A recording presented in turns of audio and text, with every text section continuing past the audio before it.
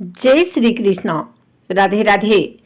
आइए जानते हैं विजया एकादशी व्रत का पारण कब है, शुभ मुहूर्त, पूजन विधि, महत्व एवं पारण में सबसे पहले क्या खाकर करें पारण।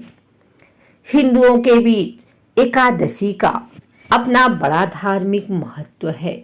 यह दिन भगवान विष्णु की पूजा के लिए समर्पित है। इस शुभ दिन पर भक्त उपवास रखते हैं और भगवान विष्णु की पूजा करते हैं। एक वर्ष में 24 एकादशी होती है। महीने में 2 बार, शुक्ल पक्ष और कृष्ण पक्ष के दौरान। इस माह फाल्गुन माह के कृष्ण पक्ष की एकादशी तिथि को विजया एकादशी मनाई जाती है। इस माह विजया एकादशी व्रत 6 मार्च 2024 को मनाया गया। विजया एकादशी 2024 तिथि का समय। एकादशी तिथि प्रारंभ 6 मार्च 2024 प्रातः 6:30 से। एकादशी तिथि समाप्त 7 मार्च 2024 पूर्वाह्न 4:13 पर। पारण का समय 7 मार्च 2024 दोपहर 1:09 से 3:31 तक। पारण दिवस हरिवासर समाप्ति क्षण 7 मार्च 2024 9:30 बजे। गौना विजया एकादशी 7 मार्च 2024 गुरुवार को मनाई जाएगी। एकादशी तिथि प्रारंभ 6 मार्च 2024 प्रातः 6:30 से। एकादशी तिथि समाप्त 7 मार्च 2024 पूर्वाह्न 4:13 पर। गौना एकादशी के पारण का समय 8 मार्च 2024 प्रातः 6:01 से प्रातः 8:23 तक है। पारण के दिन द्वादशी सूर्योदय से पहले ही समाप्त हो जाएगी। वैष्णव भक्त 7 मार्च 2024 को व्रत रखेंगे। विजया एकादशी 2024 का महत्व। विजया एकादशी का बड़ा धार्मिक महत्व है। यह दिन भगवान विष्णु को समर्पित है और भक्त भगवान विष्णु को प्रसन्न करने के लिए अत्यधिक भक्ति और समर्पण के साथ व्रत रखते हैं। यह व्रत कठिन माना जाता है क्योंकि इसे अगले दिन द्वादशी तिथि पर तोड़ा जाता है। यह दिन भाग्य, विजय, धन और खुशियां लेकर आता है। शब्द के अर्थ के अनुसार जो व्यक्ति विजया एकादशी के दिन सभी अनुष्ठानों और पूजा का पालन करता है वह हमेशा अपने विरोधियों और प्रतिद्वंदियों पर विजय प्राप्त करता है।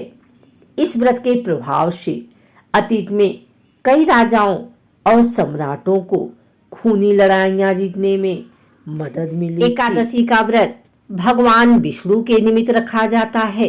हर मास में एकादशी आती है और हर मास के अनुसार एकादशी व्रत का महात्म्य भी बढ़ जाता है। एकादशी व्रत करने के लिए 10वीं के दिन से ही व्रत के नियम लग जाते हैं जो द्वादशी तक चलते हैं। 10वीं से लेकर द्वादशी तक व्रत के नियमों का पालन यदि मनुष्य नहीं करते तो इससे उन्हें व्रत का पूरा पुण्य लाभ नहीं मिलता। ऐसे में हर किसी को यह जानना चाहिए कि व्रत के अगले दिन पारण करते हुए क्या गलतियां न करें। एकादशी पर नियम और संयम के साथ व्रत रखकर भगवान विष्णु की उपासना करने के बाद अगले दिन द्वादशी तिथि पर पारण में खास चीजों का ही सेवन करने का विधान है। इस व्रत के पारण में कुछ विशेष चीजों का प्रयोग करने से आपको व्रत का संपूर्ण फल प्राप्त होता है और देवतागण भी प्रसन्न होते हैं। आइए जानते हैं क्या है ये चीजें। भगवान विष्णु को तुलसी बेहद प्रिय है और उनकी पूजा में यदि तुलसी न हो तो वह पूजा या भोग वह ग्रहण नहीं करते। इसलिए भगवान विष्णु के किसी भी व्रत में तुलसी का प्रयोग जरूर करें और एकादशी व्रत के पारण के लिए भी आप तुलसी पत्र को अपने मुख में डालकर पारण कर सकते हैं। आंवले के पेड़ पर भगवान विष्णु का वास होता है, इसलिए आंवले का भी विशेष महत्व होता है। एकादशी व्रत का पारण आंवला खाकर करने से अखंड सौभाग्य, आरोग्य और संतान सुख की प्राप्ति होती है। एकादशी व्रत के पारण पर चावल जरूर खाना चाहिए। एकादशी व्रत के दिन चावल खाना मना होता है, लेकिन द्वादशी के दिन चावल खाना उत्तम माना जाता है। मान्यता है कि इस दिन चावल खाने से प्राणी रेंगने वाले जीव की योनि में जन्म पाता है, लेकिन द्वादशी को चावल खाकर व्रत का पारण करने से इस योनि से मुक्ति भी मिल जाती है।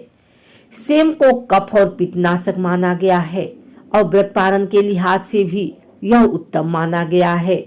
ऐसे में सेम धार्मिक और स्वास्थ्य के हिसाब से बेहतर पारण भोज्य माना गया है। व्रत पारण में जो भी भोजन पकाया जाता है उसमें घी का प्रयोग करना चाहिए।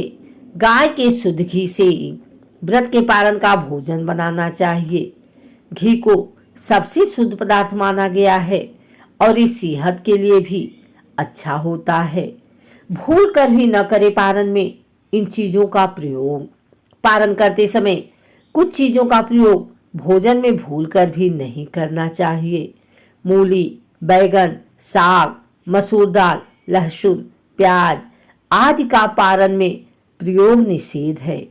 बैगन पित्त दोष को बढ़ाता है और उत्तेजनावर्धक होता है, वही मसूर की दाल को अशुद्ध माना गया है।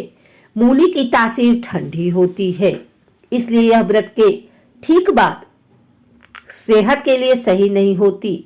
लहसुन प्याज तामसिक भोजन होता है, इसलिए इसका प्रयोग भी वर्जित है। माना जाता है कि इसे खाने से उत्तेजना, क्रोध, हिंसा और अशांति की भावना आती है।